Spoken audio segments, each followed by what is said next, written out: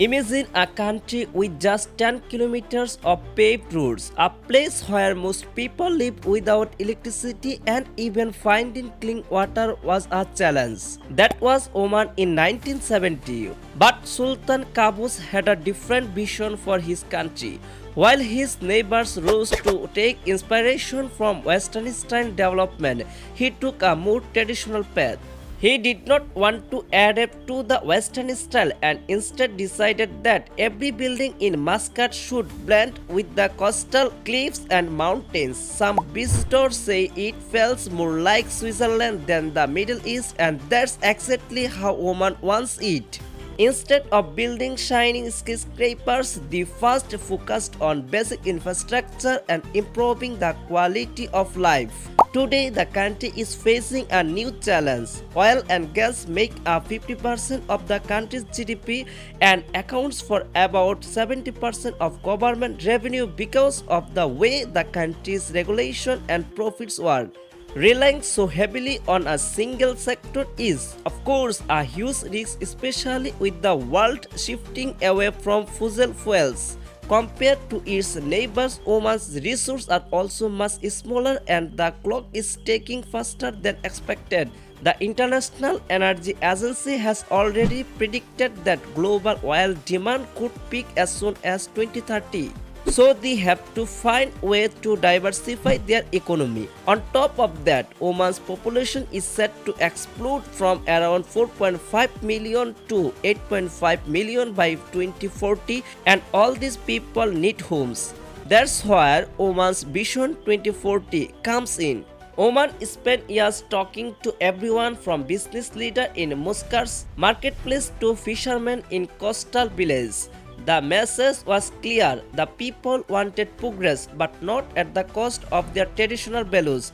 The plan to achieve this is ambitious, like completely rebuilding the economy kind of ambitious. For the last half century, they have relied on oil.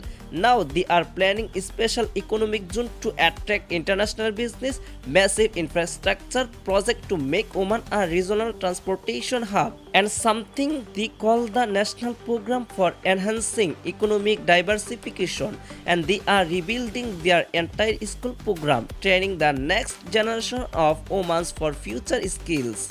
That means upgrading their education with a focus on creativity, problem solving, and modern tech like AI, blockchains, and robotics. At the same time, they are restricting governing service, promoting sustainable resource management, and even working to create a circular economy where waste becomes a resource. Besides that, working on infrastructure and housing is crucial. One important development of Oman's Vision 2040 is Sultan Haitham City. Forget everything you know Sultan Haitham City about Persian Gulf mega project. There are no artificial islands, robot police, or flying taxis here. Instead, here are looking at 19 neighborhoods spread across an area 3 times the size of Central Park. These neighborhoods might look traditional, but they are packed with cutting-edge technology. Muscat has already proven this concept works. They are installing over 30,000 smart LED street lights that can reduce energy usage by up to 85%.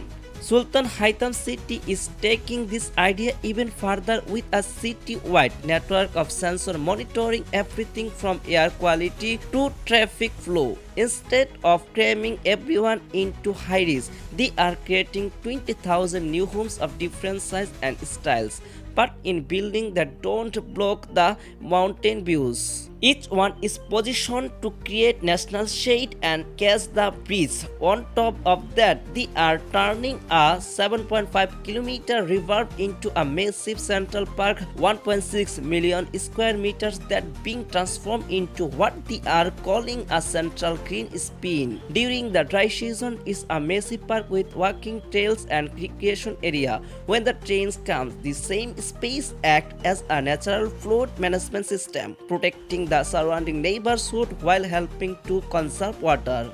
The university campus sits next to Innovation Center and the 39 schools are speed to every kid can walk to classes. Even the 25 mosques are positioned so they are just the right distance for daily prayers. There's a 1200 bed hospital, sports facility and commercial areas designed to support local business. They are building networks of pedestrian paths and bicycle lanes and planning a mass transit system to connect it all to old Muscat.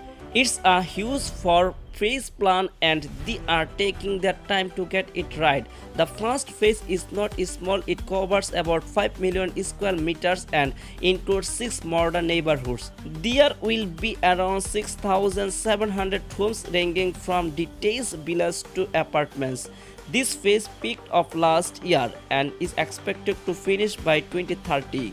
Their remaining phases are supposed to be finished by 2040 and make room for around 1 lakh people. So Sultan Haitham city is just one piece of the puzzle.